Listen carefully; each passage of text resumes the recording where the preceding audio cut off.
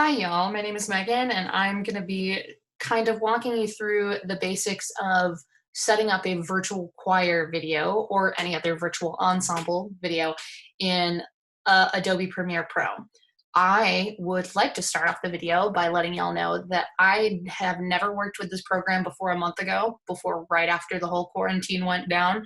So I am by no means an expert, but I've learned my way around the program pretty quickly in the last couple weeks, and this is a really nice way to put together a performance of some kind for your students or your singers of whatever other ensemble you're directing. Um, it gives them a way to perform that's not super time intensive on your end. It's going to take a few hours to edit it down depending on the size of your ensemble. But this is not an Eric Whitaker virtual choir. This is not 200 hours in a team of 40 people editing. This is just one person who has never used the program before a month ago. And if I can do it, so can you. So this is the inside of Adobe Premiere Pro when you first open a new project. I've named my project Virtual Choir Tutorial over here, and I'm going to be using some tracks made by my students and myself from our most recent virtual choir video, performance of Bach's Si Kutla Kutusest. So basically, when I start with the virtual choir process, I send all of my students a practice track, a sing-along practice track, these. So I made these tracks using Adobe Premiere Pro actually, and I just cut the video out, or in this case, I exported the audio as an MP3, which we'll get there. So I made these tracks for my students, and they were singing along with these tracks in the background in their headphones while they were recording their videos. This is really the only way to ensure that their footage or that the audio is completely lined up. I tried using a conducting track. It did not work. You're more than welcome to try it yourself. However, this is the fastest way I've been able to do it. So we first start by dropping one of these tracks into the timeline here below. Why do that? It gives you something to line up all the students against. It makes it a lot easier to know for sure if you're actually layering them against something solid, if it's yourself. So if you trust your recording tracks, or if you bought tracks from Choral Tracks, then you should be good to go. So the first thing you'll notice is that an audio file by itself is green. When we start dropping in student videos, you'll see that the file in the timeline is going to be blue instead, which is kind of interesting. Don't know why. And also, you'll notice that the program automatically generated this like black background that's horizontal. That doesn't always happen. So if you're finding that when you drop a file in for the first time, it's creating a horizontal background up here, you might want to try starting with a different file. Like I've dropped a student's file in that was horizontal before just to make my life easier, because I honestly don't know how to change this orientation up here. So the main panels that you're going to be concerned with are here, the timeline, here where all of your video footage is going to show up. And over here, there's a bunch of different effect controls, and you'll have an audio clip mixer eventually and all that business.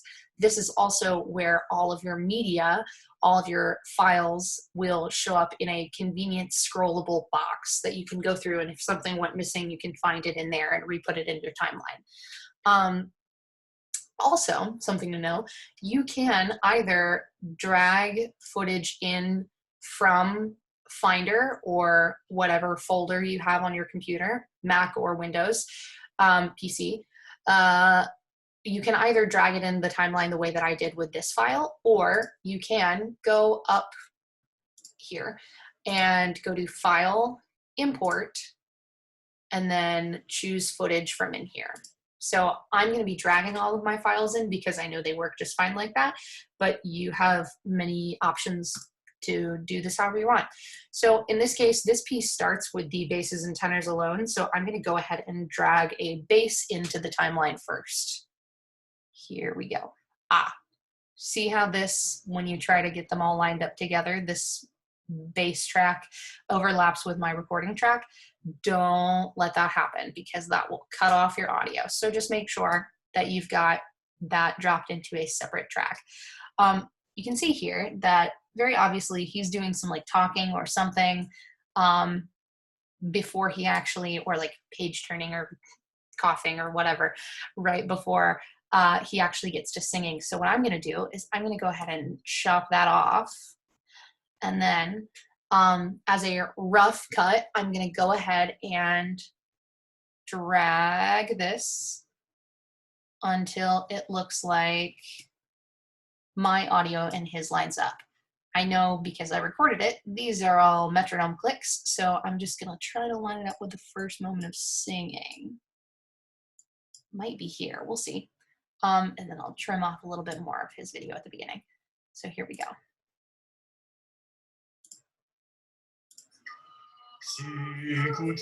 I was incorrect, so I'm gonna pull his video even further back, and I'm actually gonna trim off some of mine as well.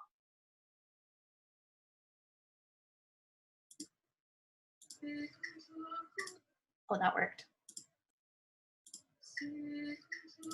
So my file now starts right where the singing actually begins, and I can very easily drag his and crop his. And just so you know, that little red bracket feature will pop up automatically as soon as you have your mouse next to the end of a file. So just be careful that you don't crop anything on accident, but other than that, it's very easy to use. So I'm just kind of like dragging his audio a little bit, but it won't line up perfectly because this automatically kind of moves in a grid pattern. It's hard to get it lined up otherwise. So I'm going to go ahead and just try to scoot his video. So when I say scoot his video, I mean I'm using the Alt Option key on your keyboard. When you hold that Alt Option key down and then you press the left and right arrows next to the M button on your keyboard, there should be 2 arrows there with the period and comma. Use those keys to adjust a student's video by like milliseconds. It makes it a lot easier to line it up this way. So let's check it out. So he's obviously just a split second late. It's not bad, but it's not his fault. So I'm going to line him up real quick. I'm going to click his little audio track once I hit play, and then I'll be able to hold down the Alt Option key and toggle back and forth using the arrows. Thank God for autosave.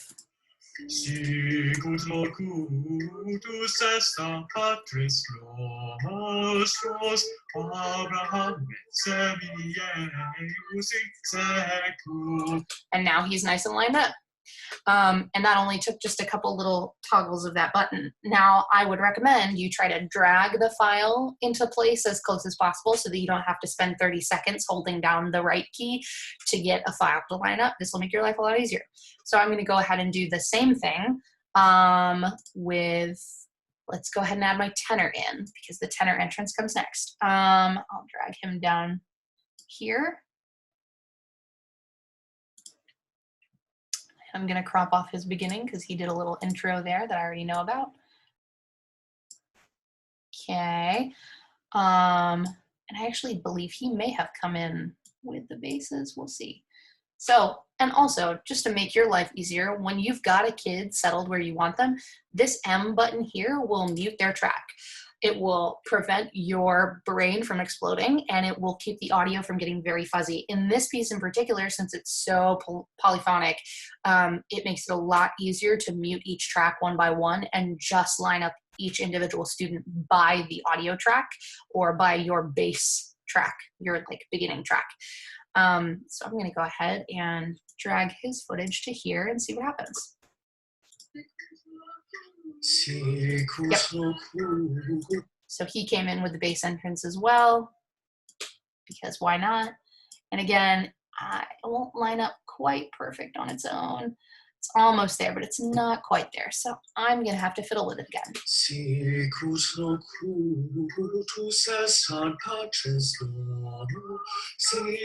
And there we go. And now he's all nice and lined up. I can repeat this a few more times, and I will, just so you get one more view at it.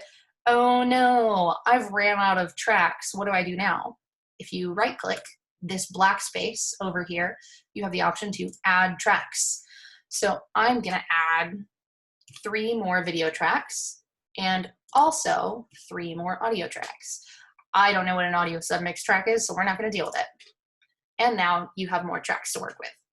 So I'm gonna bring, not that, I'm gonna bring my alto in. Okay, cool. So she's got a lot of dead space at the beginning of her track as well. So I'm gonna drag hers and chop it off a little bit at the beginning and then drop her like there and we'll see where she fits. Did I mute him? Yes, I did.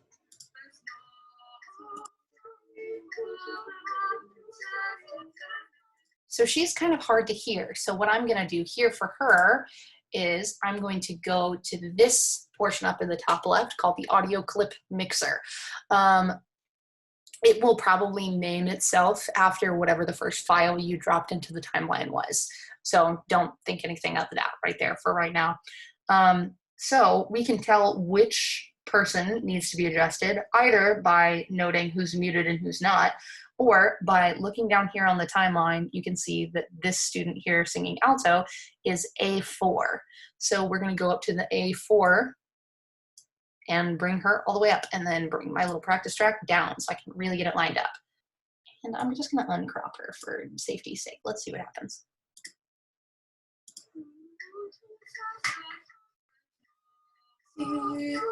Oh, so she's way early coming in like with the tenors. So I'm gonna go ahead and drag that a little further. And there's where she comes in. And I know that the alto entrance isn't until somewhere in here. So I'm gonna drag her down just a little further. Still. Oh, we're almost there though, so I might as well just toggle. I'm gonna click her audio track.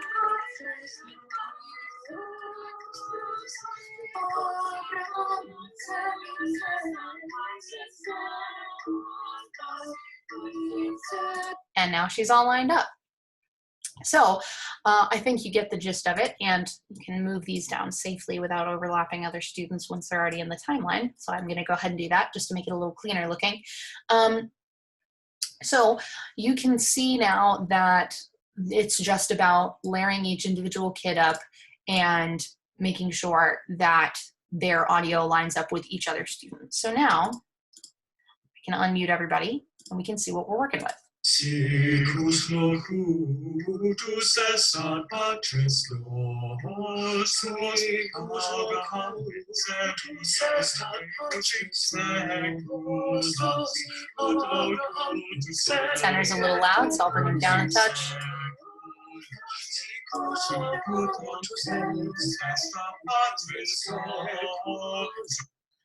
And that's kind of how that whole thing works. Now, I did notice that my alto's audio doesn't quite line up, or her video doesn't quite line up with everybody else's. So I just uncropped her footage and brought it all the way back. You can crop and uncrop as much as you want, and it's not a thing. So now, what I will do next is show you that, okay, so what if a student submits a video and it does not look good? They accidentally took a video of just the first like little top of their forehead and the rest of their face isn't even in it, so kind of what's the point? You can click a student's file, right click, and find this unlink button. So now I can fiddle with this video file and this audio file separately. If a student's audio is good but their video is bad, you can just cut it. You can just delete that one video and leave the other videos in. So I'm gonna, just to demonstrate, and now she's gone, but her audio is still in the track. So now you may have noticed that all the students' videos that I had in here, and I'll just go ahead and put that last student back in, and you can actually relink these as well, if I'm not mistaken. So there we go. So now These students' videos are all kind of layering on top of each other and it looks crazy, and that's not the virtual choir look. So now, in order to edit the actual shape of the video, we can crop her, we can resize this video and move it around on the screen. So you're gonna need to find the panel called Effect Controls. If you go to Editing, I believe, there it is. Up here in the top portion of the screen, you have this Learning, Assembly, Editing, Color, Effects, Audio, Graphics, and Libraries. The only 3 panels that I really know how to use are Editing, Effects, and Graphics, and that's really all you need. So I have this Editing panel here, and Effect Control should pop up as an option. So under Effect Controls, Scale is the literal like size. This is 100% of the video file that you dropped in. So I'm gonna make her small. I'm gonna bring her down to 20, and now she's tiny. That's a little bit too tiny given the circumstances, so how about 50? Oh no. So she's got a lot of this like dead space around either side of her, so how would I get rid of that? I can go to Effects, and this panel should pop up on your right-hand side. Under Effects, you have video effects and a ton of other effects in here. You can put filters on stuff, it's crazy. So under video effects, you're gonna go to transform, and you have this crop option. If you click and drag the crop file all the way on top of whatever video you're trying to edit, boom, now all of a sudden you have this little crop section down here. You can crop the sides of each video clip individually. You can either drag, like if you click that number and drag it left and right, you can change that percentage that way, kind of more manually, or you can just type in, I would like to crop 15% of the left side of this alto video. And there you go. You can do the same thing with the right, top and bottom, and you can get down to tenths of a percent, so that's really nice. You can get very, very detailed. I'm gonna crop 17.2% off of her right side. And there you go. So now I kind of like that size and shape, that's fine, let's keep it. So now up here, you have the position numbers. So the first number is gonna alter your left and right horizontal plane on the screen. So again, you can either drag that number back and forth. I'm dragging it with my mouse right now, or you can type. So right now, because I have so few videos in here and the program is running nice and smoothly, I'm going to drag it manually. But the more files you put into this program, the more slowly it is likely to move. So there may come a time where you need to type in some position numbers individually. So now this second number here is the vertical space. So now I'm going to move her to, let's say, like 300. I'm just guessing. Not quite enough, so I'm gonna go back and do it again. 250, why not? Still not enough, let's say 175. And that actually worked out really well. So now she's all nice and locked up in there. So these numbers you can keep fiddling with as much as you would like, but once you have a student in, or once you have a video in the frame exactly where you would like it to be, I would highly recommend going in and clicking this little lock button. That will prevent you from being able to move her video, from being able to drop somebody else's video on top of her. Like, it's absolutely necessary to make sure that you do not goof something up for yourself. You can also do the same with the audio track. It's so life-changing.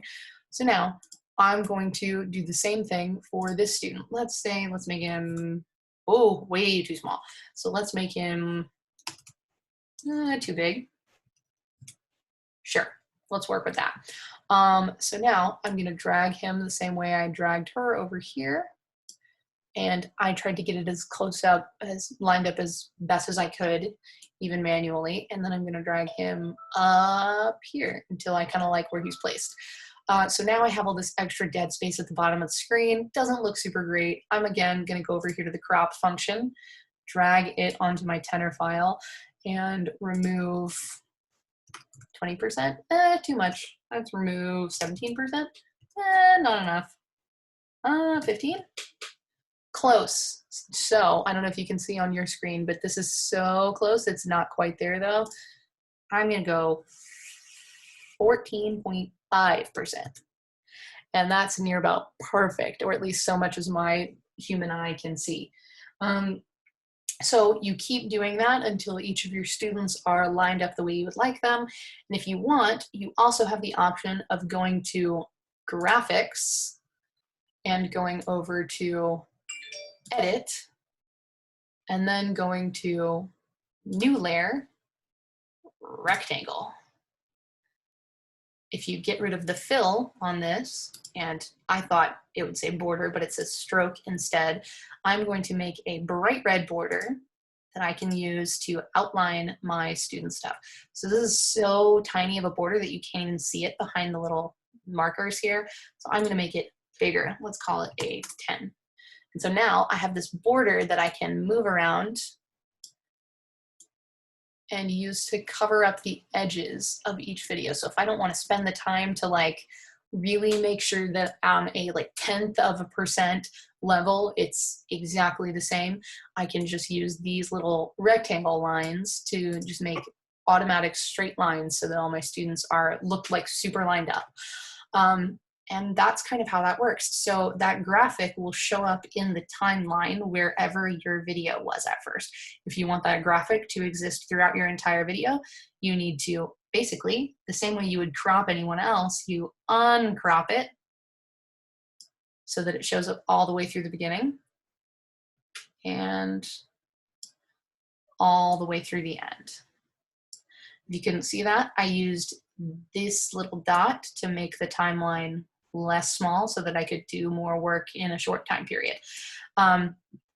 There's a lot more that you can play with inside of Adobe Premiere Pro. There's a lot of different text options. You can add a little title graphic. You can add all types of different like credit footage and things that are more like film-esque.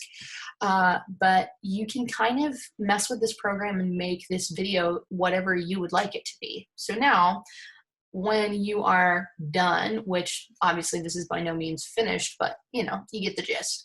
And then once you have all of your students all mixed in, so I wanted way more of this one student and less of this other student.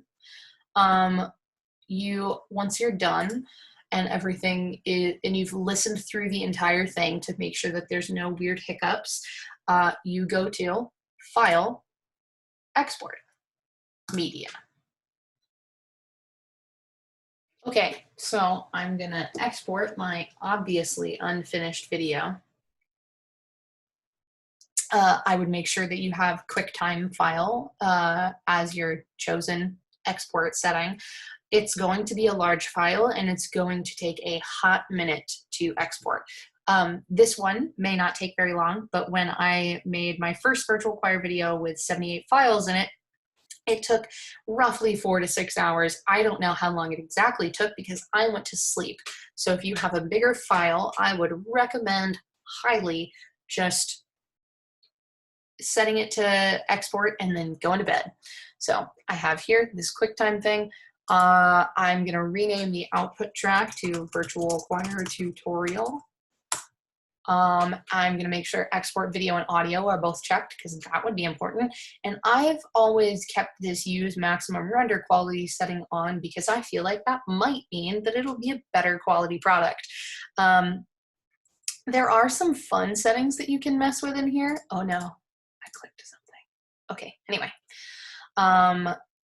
Under effects that you can mess with. So I sometimes will apply a fun little filter. So if you want to Instagram your video, then you do your thing and just choose a random filter in here. There's a bunch of different nice ones, but the most clean looking one is this SL Clean Straight HDR.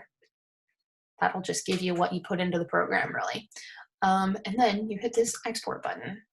And this goes and your video exports and it'll end up wherever you chose the output settings to lead it to.